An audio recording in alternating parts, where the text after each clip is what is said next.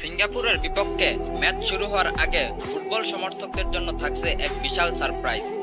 আর এই সারপ্রাইজের কথা বলে চারদিকে আলোড়ন সৃষ্টি করে দিয়েছে বাফুফের সহসভাপতি ফাহাদ করিম।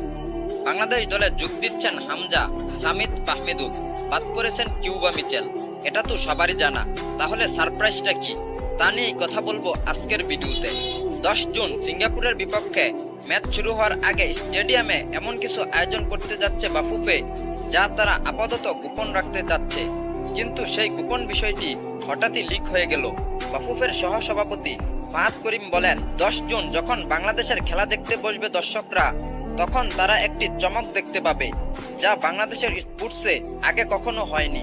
শুধু বাংলাদেশ কেন, দক্ষিণ এশিয়ায়ও এখনো হয়নি। আর সেই চমকটি হলো প্যারাশুট দিয়ে একজন আকাশ থেকে বাংলাদেশের পতাকা নিয়ে মাঠে নামবেন।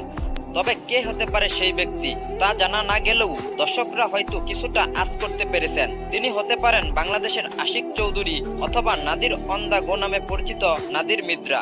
10 তারিখের এই রকম চমক বাংলাদেশ ফুটবলের নতুন ইতিহাস সৃষ্টি করতে যাচ্ছে।